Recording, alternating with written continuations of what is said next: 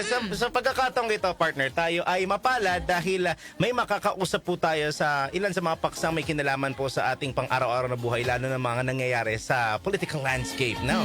Ito, nasa linya po natin mula sa youth group na Samahan ng Progresibong Kabataan o SPARK, si Milo Basuel. Sir Milo, magandang umaga Good morning, po. Sir Milo.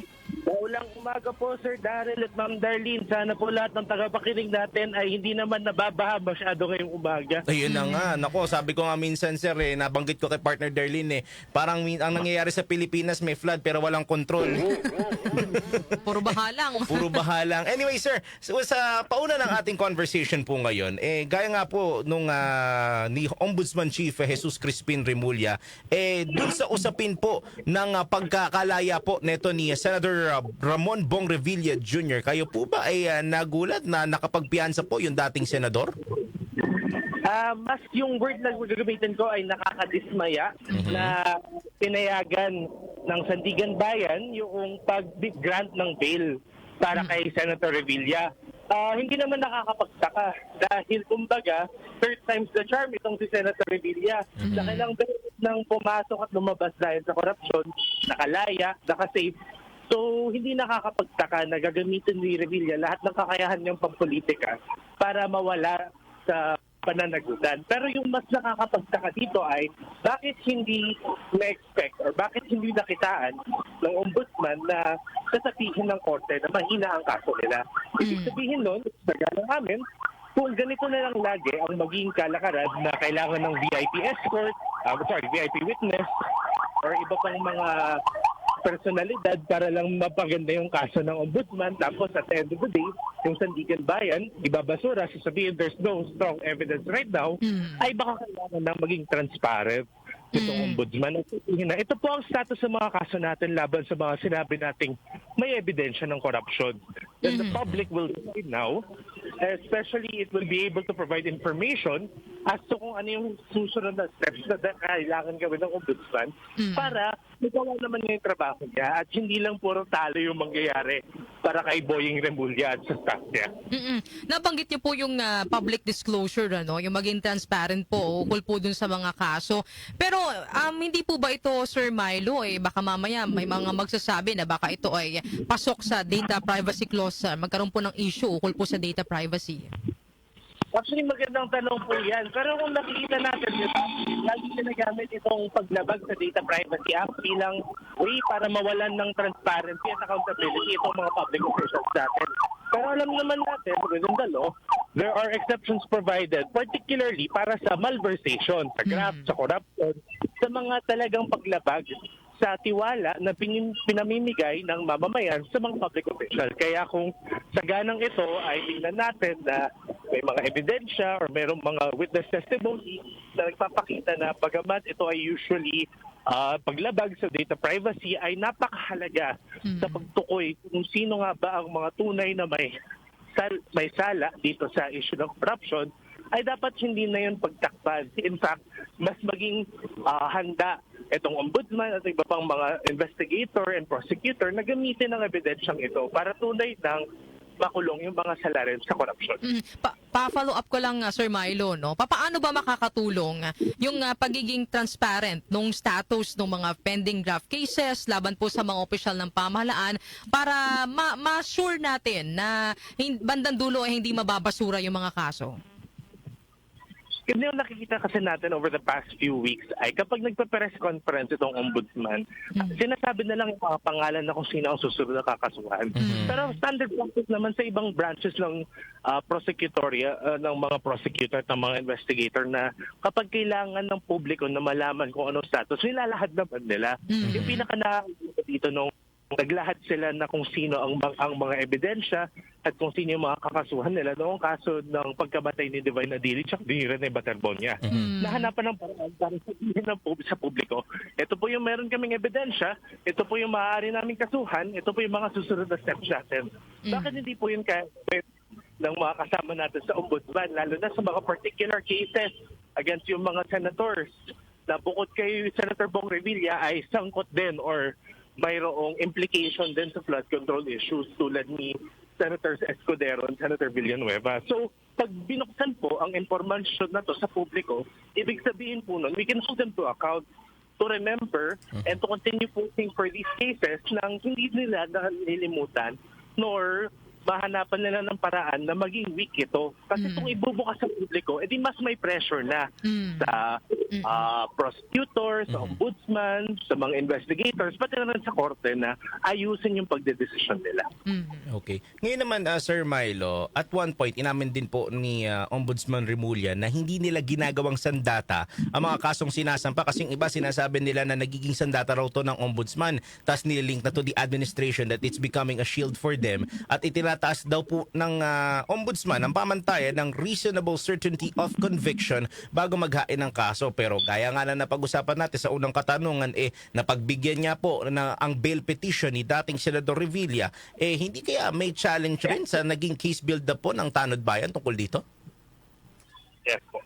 So yung nakikita natin is that at the same time, bagamat ang sinasabi ng ombudsman ay ito ay hindi naman ginagamit na sandata para sa mga interes ng administrasyon, nakakapagtaka. Kasi tulad ng sinabi namin, I believe that was 3 months ago nung sinabi na ang kaso ni Joel Villanueva ay isusunod na sa docket nila tungkol sa anti-corruption.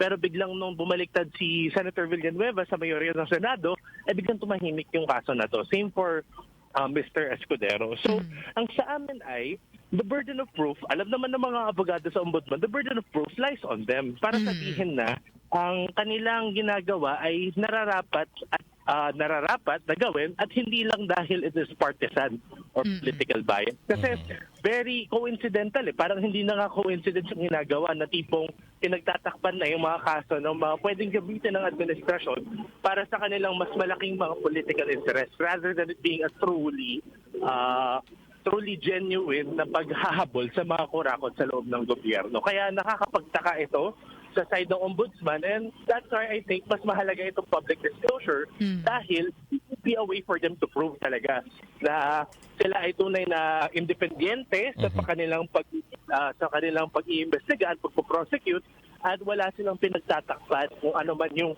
political affiliation ng taong iniimbestigahan. Nabanggit niyo na po yung tungkol kina Senador Joel Villanueva, Senador Francis Escudero.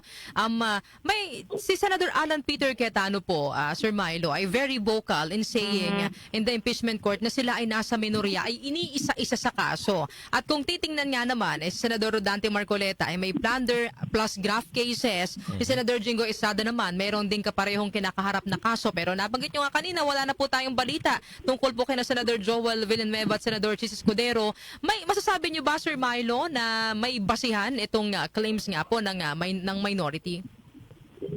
Well, masasabihin ko lang is it's no surprise kasi 'di ba ang recent ay si Senator Legarda naman at si Representative Leviste yung susunod na patulan ng kaso sa Sandigan Bayan.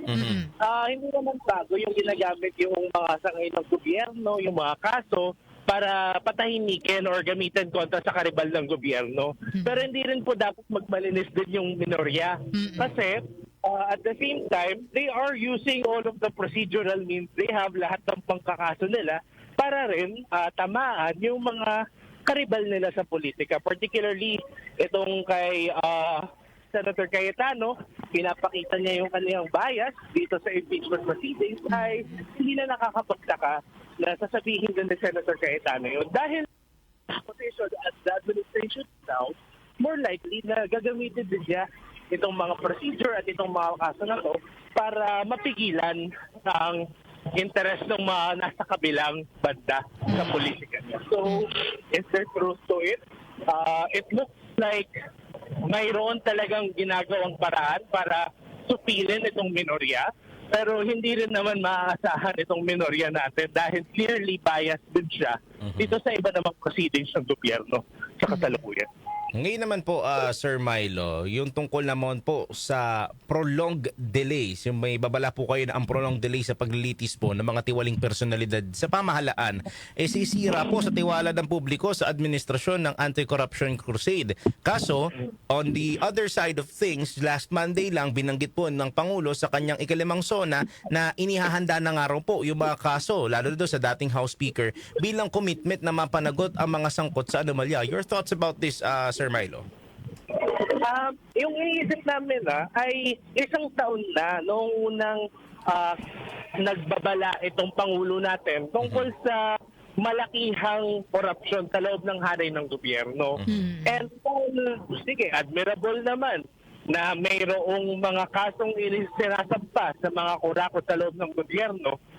Bakit ang tagal? Bakit parang may pinipiling mga miyembro ng gobyerno na protektahan? Bakit sa tagal-tagal ng investigasyon ay ngayon palang kinakasuhan si Romualdez, even though on the outset ay halata naman na mayroon siyang role.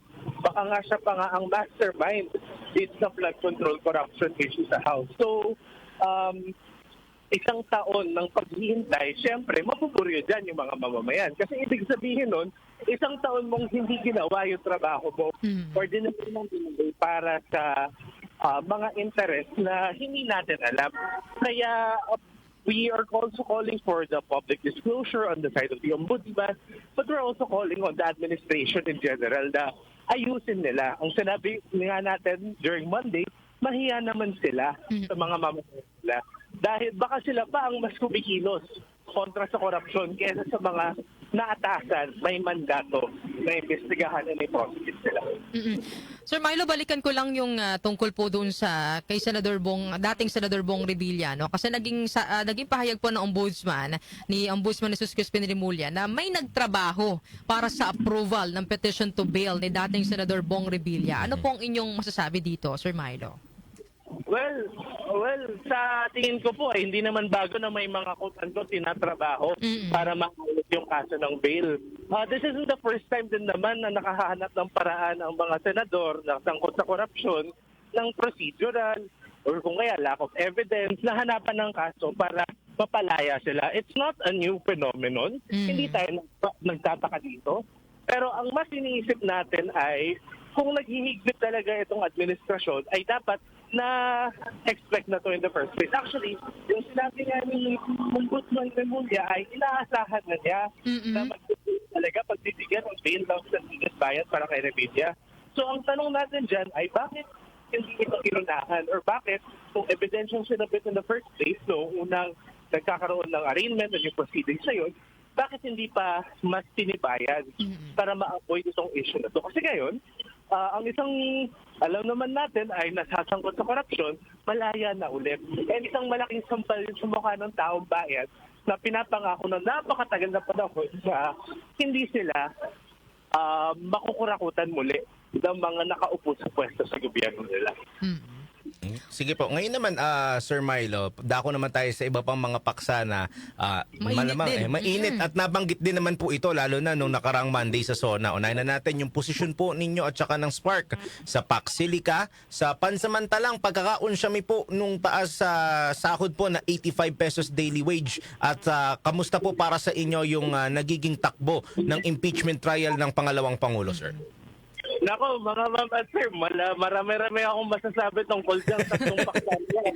Pero unahan na natin dito sa 85 peso na freeze. Actually po, tayo ngayon ay nasa harapan ng Dole dito sa Muralya sa Intramuros dahil pinapanawagan natin kay Secretary of Labor and Employment Francis Tolentino na mahiya naman siya. You can't take this decision lying down. Bilang Dole ka, ikaw dapat ang pumoprotekta sa interes ng mga manggagawa bilang ikaw ang primaryang tagapagsuporta sa kanila sa loob ng gobyerno. So itong desisyon ng Pasig RTC ay bukod pa sa labag sa batas dahil ayon nga sa Article 126 ng Labor Code, bawal maghanap ng court injunction or TRO para pigilan ang isang wage order. Labag pa to sa interes ng milyong-milyong manggagawa, lalo na yung mga kabataang manggagawa na pinagkaitan ng 60 pesos na increase nung Friday. Imbes na kung minimum wage earner ka, lagpas 700 na yung nauwi mo, 695 pa rin yung legally na pwedeng ibigay sa'yo. So, napakalaking sampal sa mukha yun, ulit sa mga manggagawa. And it goes to show na itong gobyerno natin, bagamat sinasabi niya na gusto niyang stimulate yung pag-unlad ng mga manggagawa at ng mga moralidad sa Pilipinas, ay hindi talaga totoo yun. Sa Pax Silica issue ay nagiging klaro naman na, lalo na sa balitang lumabas sa Kapas Tarlac na ang mga magsasaka doon at ang mga tao sa barangay na apektado ng Pax Silica, hindi nga nila alam kung ano yung mga plano sa kanila, kung may relocation ba, kung pagbibigyan ba ang kanilang kabuhayan, etc. etc. dito sa issue ng Pax Silica. Kasi alam naman natin na itong Pax Silica ay isang investment ng mga malalaking may hawak ng kapital dito sa Amerika para gamitin yung mga rekurso, likas na yaman, at paggawa sa Pilipinas para sa kanilang tubo at para sa kanilang pinagbebentahan at hindi para sa pag-unlad ng Pilipinas.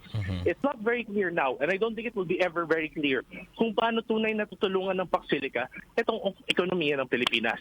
Pero dahil ito ay isang priority ng Marcos administration, tuloy lang, tinutulak lang ng halos lahat ng parte ng gobyerno, pati na rin mismo ang Department of Environment and Natural Resources na dapat pinoprotektahan itong kalikasan natin. Dahil alam naman natin na yung mga investments ng Pax Silica, maapektuhan dyan yung water and land resources dito sa Pilipinas. Particularly sa mining and sa waterways natin. At huli sa lahat, tulad ng nabanggit sa impeachment, ay nararapat lang na ipagpatuloy itong paglilitis kay VP Sara Duterte. We are hoping for the continued release of the evidence that will provide yung natunay na nga na kurakot itong vice presidente natin mapang-abuso sa pwesto. And we hope to see na yung tax and bank records na inaprubahan ni Presiding Judge Escudero na ilabas at gamitin ebidensya ay finally ma-enter na into evidence para malaman na ng taong bayan kung gaano nga kasangkot si Duterte dito sa mga pang-aabuso sa pwesto na ginawa niya ng Vice President. Maraming salamat, Sir Milo, sa pagbibigay po sa amin ng oras ngayong umaga na ito. Bago po namin kayo bitawan, baka may mga pahabol pa po kayong mensahe sa publiko, sa ating mga tagapakinig. Ayun po, so alam naman natin na kakatapos pa lang ng State of the Nation address natin and marami pa ring mga pagkukulang itong gobyerno dito sa taong bayan. Sa patuloy na paglala ng crisis sa inflation, patuloy na pagtaas ng presyo ng mga bilihin, pero patuloy pa rin na binabarat yung sahod natin bilang mga manggagawa at yung mga pampublikong serbisyo natin, pinagkakait sa atin, baka kailangan na nating mas higitan pa ang ating pagkilos, lalo na sa mga eskwelahan, lalo na sa mga bahay natin, alamin natin kung ano ang tunay na sitwasyon natin and at makiisa tayo sa laban ng iba't ibang sektor para sa tunay na katarungan at kalayaan para sa ating lahat. Ayun. Sir Milo, muli maraming salamat sa pagpapaunlak po sa aming paanyaya na kayo ay makausapin. Hopefully in the coming days and months, magkaroon pa rin tayong opportunity na magkakwentuhan on air para mapag-usapan ng iba't ibang issue. Sir, ingat po kayo at maraming salamat po muli. Maraming salamat din po sa lahat at ingat po tayong lahat. Ayun. Nakausap at nakapanayan po natin Sir Milo Basuel ng Youth Group na Samahan ng Progresibong Kabataan o SPARK. So talagang kailangan tutukan ng mga kabataan niyo. Kasi at the end of the day, di ba, sinasabi natin partner na kami po, bagamat bata pa kami ni Darlene, tatanda rin kami. Oo. So yung mga kabataan niyan will be the one to continue kung ano man yung mapag-iiwanan natin dito. Kaya sana sila pa lang at their young age, lalo na yung mga first-time voters by 2028, tutukan nyo na po kagad lahat na nangyayari at issue sa ating bayan para pag kayo ay nagluklok na ng mga leader sa panahon po ninyo, tayo may panahon pa rin naman para magluklok, yung tama at yung talagang ang hangad na po ay good governance at para sa kabubuti ng ating bayan. Tsaka yun nga, hindi lang tayo yung magsasuffer no sa mga politiko na iluluklok natin sa pwesto, kundi yung ano yung magiging implementation nila ngayon, ano yung mga magiging way ng pamumuno nila sa kasalukuyan, makaka-apekto yan sa mga next generation, ano, sa future na magiging kalagayan ng ating bansa. So dapat din isip din natin yan. Kaya dapat tama lang na nagiging aware po tayo sa mga issue, no? Kasi ito yung magiging pamantayan natin doon sa pagpili ng mga leader. Iba na dapat ang pagboto ngayon, hindi na dahil sa pera kundi dahil sa talino na meron tayo para magkaroon ng wais na choice. Correct.